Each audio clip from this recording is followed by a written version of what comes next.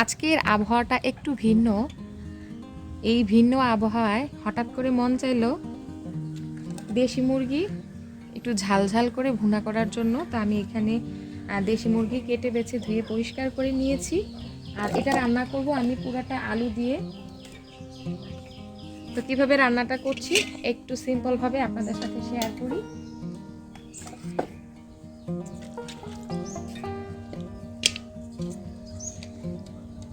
এটা আমাদের পালা দেশি মুরগি, সরি এটা মুরগি না, এটা হচ্ছে মোরগ। এটা আজকে আমি একটু মেখে জেখে বসাবো আর কি।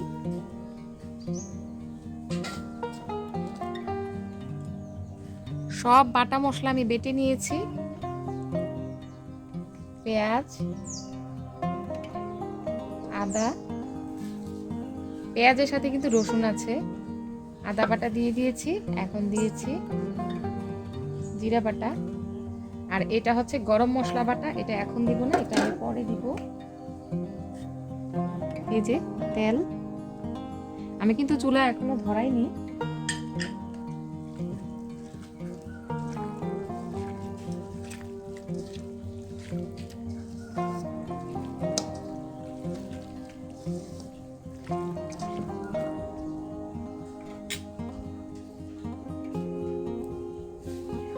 হলুদ,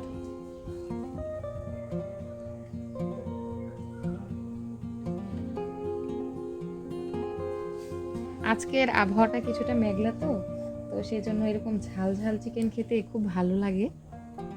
আমি এখানে চিকেনটা একটু ঝাল ঝালে করেছি।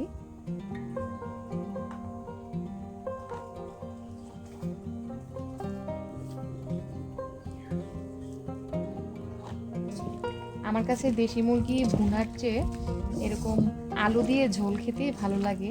শুধু আমার না, আমাদের ঘরে সবাই ভীষণ পছন্দ করে।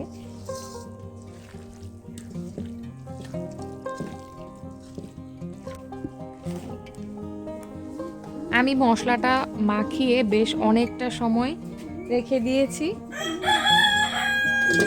চুলার আগুনটা ধরিয়ে নিয়েছি, এখন আলুগুলা দিয়ে দিব। আলুগুলাকেও আমি ভাজবো না, সব একসাথে আমি সুন্দর করে ভেজে নিব।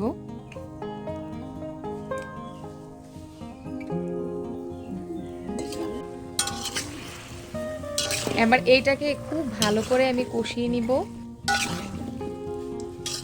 এভাবে কিন্তু বিশেষ করে যারা গ্রামে থাকে তারা এভাবেই বেশিরভাগ সময় রান্না করে ফেলে। এভাবে হাতে মেখে মশলাটাকে খুব ভালো করে যদি কষিয়ে রান্নাটা করা হয় তাহলে খেতে ভীষণ ভালো হয়। আর মাটির চুলার রান্না এমনিতেই অনেক ভালো হয়।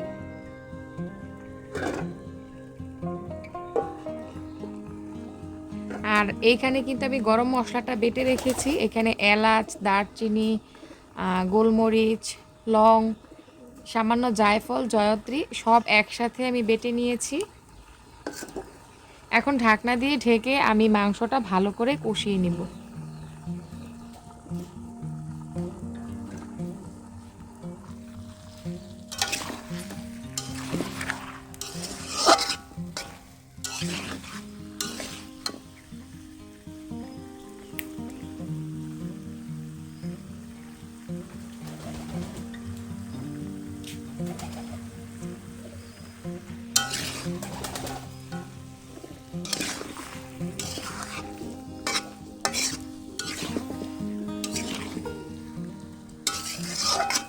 আমি এখানে আজকে কোনো আস্ত মশলা ইউজ করিনি।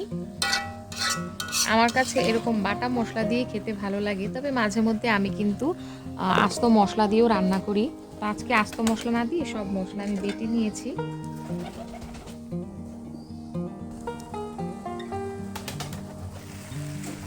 তেজপাতাগুলো দিয়ে দিই। তেজপাতাগুলো আমাদের গাছের, এগুলো এইমাত্র পেরে এনে তারপর ধুয়ে দিয়ে দিয়েছি। চুলার আঁচটা কিন্তু এখন বাড়ানো আছে। আর আমি কিন্তু মাখানোর সময় তেল দিয়েছি, সেজন্য এক্সট্রা করে আর কোনো তেল দিতে হবে না। আমরা শুধু এভাবেই মুরগির মাংস রান্না করি না, এভাবে কিন্তু আমরা গরুর মাংস রান্না করি।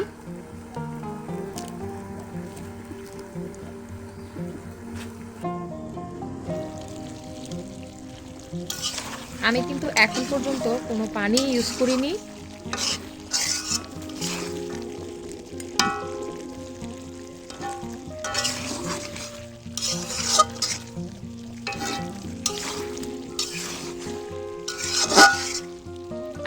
দেশি মুরগি রান্না করব না, সাথে ডিম ভুনাও করব।